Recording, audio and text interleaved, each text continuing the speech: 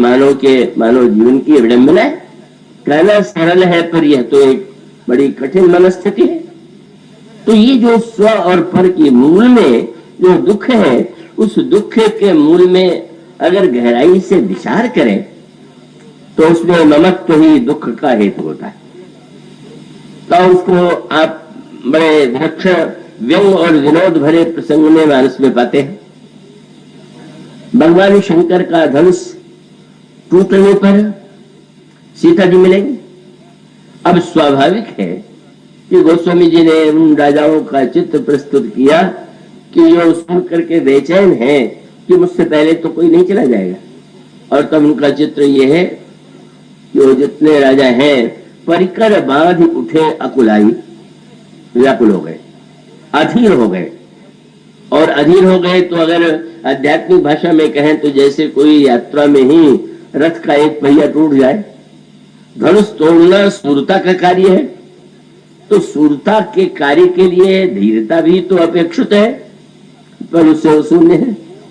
और उस अधीर स्थिति में जब वे चलते हैं तो अपने अपने इष्ट देवताओं को प्रणाम करते हैं। चले इष्ट देवन सिर नाई। अब प्रश्न तो यही है कि पूजा पाठ से कामना पूर्ण होती है कि नहीं। इष्ट देव की आराधना से व्यक्ति की इच्छा और कामनाएं पूरी होती है कि नहीं। इसका उत्तर यह है कि अनेक अनेक व्यक्तियों को यह अनुभव होता है कि इष्ट हमारी इच्छाओं को पूर्ण करता है, हमारी कामनाओं को पूर्ण करता है। तो ये दृश्य तो है, लेकिन यहां तो ऐसा नहीं हुआ। यहां तो चलने वाले प्रत्येक राजा ने अधीरता में जाते हुए भी अपने इष्ट देवों को प्रणाम किया, पर धनुष तो किसी से नहीं टूटा। तो क्या इष्ट देव व्यर्थ थे क्या? ये जो स्तोत्र पाठ करके चले, क्या वो व्यर्थ चला गया क्या? और उसका उत्तर यही है कि कल्पना आप कीजिए कि क्या प्रत्येक देवता के इष्ट देव एक ही है क्या? या एक ही देवता के क्या वहां अनेक भक्त नहीं है? और जहां प्रत्येक व्यक्ति देवता के स्तोत्र का पाठ करके ये कह रहा हो कि मुझसे धनुष तोड़वाइए, तो देवता किसका पक्ष ले और किसका पक्ष न ले। और इतना ही नहीं, क्या वो इष्ट देव को प्रणाम करके जब प्रयत्न करता है और धनुष नहीं टूटता है तो अपने इष्ट देव को उलाहना देता है कि मैंने इतने दिन पाठ किया, आपने इतना सवेरे कार्य नहीं किया। पर इतने से ही वो रुक नहीं जाता। वो इष्ट देव से कहता है कि अच्छा, आपने मुझसे धनुष तो नहीं तोड़वाया, पर इतनी कृपा अवश्य कीजिए कि अब और कोई न तोड़ने पाओ। एक साथ धनुष टूटना लक्ष्य है, पर हमसे टूटे, दूसरे से टूटे तो बिल्कुल किसी काम का नहीं। और वो सचमुच विचित्र दृश्य हो गया। धनुष उन राजकुमार से टूट गया जो देखने में अत्यंत कोमल, जिनको देख करके कल्पना भी नहीं हो सकती थी कि धनुष तोड़ दे। धनुष टूट गया तो क्या राजाओं को प्रसन्नता हुई क्या? कब मानो वह बड़ी विचित्र स्थिति है। तो राजा कहते हैं कि तोड़े वो धनुष चाण नहीं सरई, जीवत हमें कुंवरी को बरई। क्या हो गया धनुष तोड़ देने से? जब तक हम जीवित हैं ये अन्याय हम नहीं होने देंगे। प्रत्येक व्यक्ति को न्याय अपने पक्ष में लगता है, और जितने लोग लड़ते हैं वो न्याय की लड़ाई लड़ते हैं। पता नहीं उसमें अन्यायी कौन होता है।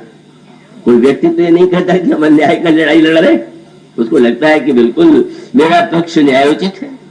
और उन राजाओं को लगता है कि इस राजकुमार को तोड़ते किसने देखा? क्या जो इतने धीरे से चल कर गया, कब उठा दिया, कब तोड़ दिया। लेत चढ़ावत खैचत गाढ़े, काहू न लखा देख सब ठाड़े। और तेज राम मध्य धन तोड़ा, धनुष टूट गया। अब राजा योजना बनाते हैं, लेवू छोड़ाए सीए कहा कोई, दरी बांधव नृप बालक दोई। कवच सीता को छीन लो और इन दोनों भाइयों को बंदी बना लो। और इस प्रकार का कोलाहल हो ही रहा था कि परशुराम जी महाराज का आगमन हुआ। और परशुराम जी का आगमन होने पर राजा धनुष को भूल गए, टूटना और राम को भूल गए। अपने विपत्ति आ गई, अब क्या होगा। और तब तो कई विचारों को मार्ग दिखाई देता है कि पितु समेत कहीं कहीं निज नामा, लगे करण सब दंड प्रणाम। सब अपने पिता का नाम लेकर के, महाराज मेरे पिता को आपने क्षमा कर दिया था, मैं उन्हीं का बेटा हूं, मुझ पर कृपा कीजिएगा। और ये वाक्य सुन करके अगर परशुराम जी महाराज किसी की ओर देखते थे तो समझता था कि अब जाने वाले हैं। यही सुभाए चितवई हित जानी सो जाने जनु आय खोटानी। पर एक बड़ी विचित्र बात है, राजा प्रसन्न नहीं हुए। प्रसन्न क्यों नहीं हुए कि अब परशुराम जी महाराज ने का जिस समय प्रश्न किया कि धनुष किसने तोड़ा, तो महाराज श्री तो डर के मारे बोल नहीं पा रहे, क्योंकि धनुष तोड़ने वाले श्री राम उस समय परशुराम जी के सामने थे। बल्कि अभी अभी प्रभु ने प्रणाम किया था और बड़े प्रेम से मुनि ने उन्हें आशीर्वाद दिया था। तो राजाओं को तो ये भी बड़ा बुरा लगा था कि इस राजकुमार को आशीर्वाद क्यों दे रहे हैं, इतने प्रसन्न क्यों दिखाई दे रहे हैं। पर जब उन्होंने पूछा कहूं जड़ जनक धनुष कहीं तोड़ा, मूर्ख जनक बतला धनुष किसने तोड़ा, तो भी प्रसन्न नहीं हुए। वो प्रसन्न नहीं हुए। उनको लगा कि परशुराम जी अपराध करने वाले को ही दंड नहीं देते, पूरी जाति को दंड दे देते हैं, पूरे समाज को दंड देते हैं। तो अगर राम क्षत्रिय है, धनुष तोड़ा है, तो कहीं कहे सब क्षत्रियों को मार डालो, तब क्या होगा। लेकिन जब परशुराम जी ने ये कहा कि मैं नियम में संशोधन करता हूं, जिसने धनुष तोड़ा है वो अलग होकर सामने खड़ा हो जाए, अगर वो अलग खड़ा हो जाएगा तो मैं उसी का सिर काटूंगा, और नहीं तो मेरा नियम तो तुम लोग जानते हो कि न तुम्हारे जी है सब राज, फिर मैं पूछूंगा दूसरी बार नहीं, मैं सबका सिर काट लूंगा। और तब राजाओं को क्या हुआ, अभी तक अनिश्चित थे, पता नहीं किसको दंड मिल जाए, किस पर प्रहार हो जाए। लेकिन जब यह लगा कि अब वे निश्चय कर चुके हैं कि केवल धनुष तोड़ने वाले को ही दंड दिया जाएगा, और वो आग्रह पूर्वक कहते हैं कि बस जिसने धनुष तोड़ा है वो अलग खड़ा हो जाए। संयोग ऐसा कि श्री राम तो अलग खड़े थे ही, वो अन्य लोग तो इधर उधर थे और श्री राम सामने थे। तब गोस्वामी जी ने तुरंत लिखा कुटिल भूप हर से मनमाई, प्रसन्न हो गए और अपने अपने इष्ट देवों के प्रति उनकी भक्ति फिर लौटाई। का पहले तो ये बुलाना था कि आपने धनुष नहीं तोड़वाया, अब धन्यवाद देने लगे कि बहुत अच्छा किया नहीं तोड़वाया, नहीं तो आ गए परशुराम जी क्या विवाह क्या गले में जयमाल के स्थान पर फंसाने वाला था। परशुराम जी कहते कुटिल भूप हर से मनमाई।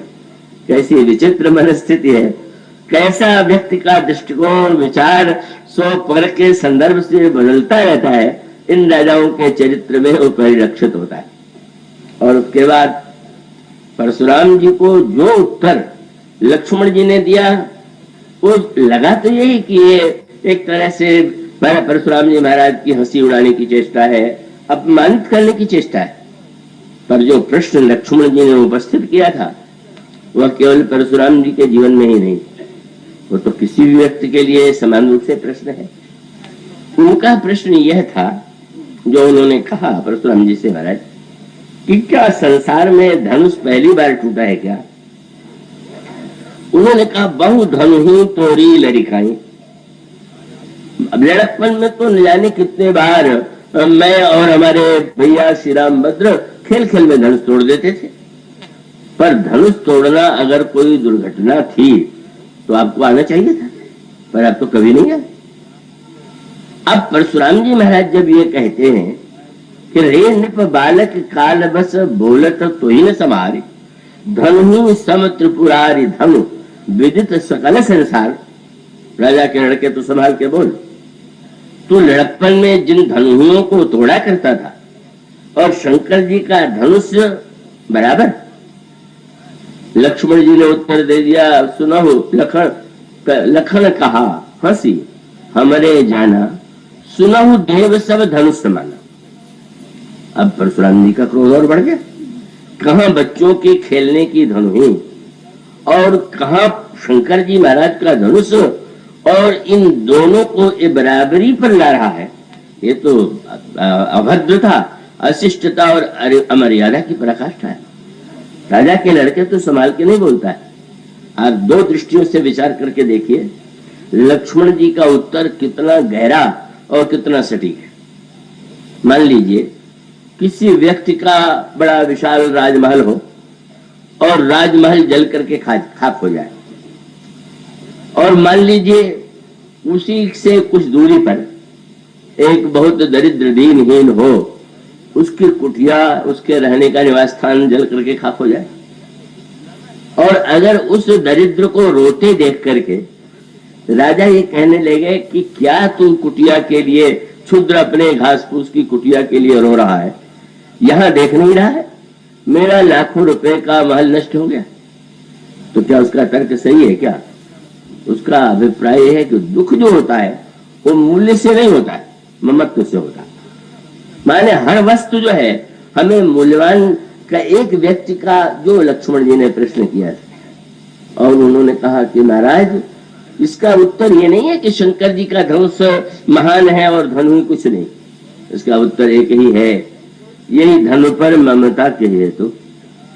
इस धनुष पर आपने जो ममता जोड़ दी है, वो ममता आपको दुख दे रही है, धनुष टूटना दुख नहीं दे रहा। और इसका अर्थ है दुख ममता की मात्रा से होता है, वस्तु की मात्रा से नहीं होता। यह सत्य इतना यथार्थ है। इसका मानो तात्पर्य यह था कि महाराज ये नहीं है कि कौन छोटा है कौन बड़ा है, ये प्रश्न नहीं है कि शंकर जी अद्वितीय है और बालकों की खेलने की धनु ही तुच्छ है, लेकिन बस अंतर इतना है कि उन धनुओं से आपकी ममता नहीं जुड़ी हुई थी। और यहां संकेत ये है कि आप थोड़ा सोचिए कि धनुष टूटने में स्वयं कोई दुख होता, इस प्रसंग में रामायण में लक्ष्मण जी जितना हंसे कभी नहीं हंसे, तो हंसी उनको हर बात पर आ रही क्या? आज संसार के दो महापुरुषों का दर्शन, एक तो महान तत्व के जनक और एक महान स्वयं परशुराम जी महाराज, दोनों विश्वविंद अद्वितीय। पहले धनुष टूटने के पहले जनक जी को क्रोध आ गया था, धनुष नहीं टूटा तो बोले बच्चे क्रोध जरूर सारे, और धनुष टूट गया तो परशुराम जी को कैसी विडंबना है। एक महापुरुष को क्रोध इसलिए आया कि क्यों नहीं टूट रहा, और दूसरे को क्रोध इसलिए आया कि क्यों टूट गए। सत्य क्या है? टूटना चाहिए कि नहीं टूटना चाहिए? जनक की दृष्टि में टूटना चाहिए, परशुराम जी की दृष्टि में टूटना नहीं चाहिए। लक्ष्मण जी का तात्पर्य है कि एक ही वस्तु में दुख सुख कैसे हो जाएगा। और फिर उनका संकेत यह था कि आप यदि सोचा कि धनुष टूटने से दुख होना चाहिए, तो सबसे अधिक तो शंकर जी को होना चाहिए। आप कह रहे हैं शंकर जी का, तो शंकर जी आ जाते हैं सभा में और पूछते कि किसने तोड़ा है, वो तो आए नहीं। और उस शंकर जी ने जनक जी को दे दिया, उनको भी तोड़ने में दुख क्या हो, तो उत्सुक थे कि किसी तरह से टूटे। मनोरंजन ये था कि शंकर जी से अगर किसी ने कहा कैसी विडंबना है, आपका धनुष तोड़ दिया गया, तो शंकर जी ने हंस करके कहा मेरा धनुष जब मैंने जनक को दे दिया तो नाम भले ही वो शंकर का धनुष, तो मेरा कहा गया। देने का अर्थ है हमने अपनी ममता छोड़ दी। और जनक ने मानो यह निर्णय किया कि इस ममत्व के समर्पण के लिए ममत्व का त्याग करना पड़ता है। समर्पण का अभिप्राय है ममत्व का त्याग। जिस वस्तु को हम अपना मानते थे, का कोई वस्तु आप पैसा है तो दे सकते, पर मकान है तो कोई किसी को जब आप दान देते हैं तो मकान उठा के थोड़ी दे देते हैं। आज तक उसे आप अपना मानते थे, कल आपने अपने ममत्व से उसको अलग कर दिया, अब मेरा नहीं रहा। मानो परशुराम जी से तो सत्य ही कहा था, पर वो इतने व्यंग्य विनोद की भाषा में था कि परशुराम जी महाराज का क्रोध इतना बढ़ गया। जब उन्होंने यह कहा तो वो कितना बड़ा सत्य है, शाश्वत सत्य है। और इसका मूल तात्पर्य है कि दुख का केंद्र अपनी ही ममता है, और उस मत्व की दृष्टि से आपने उस धनुष से ममता जोड़ ली जो टूटने वाला था, अनित्य था। और अनित्य था, टूट गया, उन्होंने ममत्व त्याग करके सुख पा लिया और आपने ममत्व जोड़ करके दुख पा लिया। समस्या धनुष टूटने की नहीं है, समस्या ममत्व की है।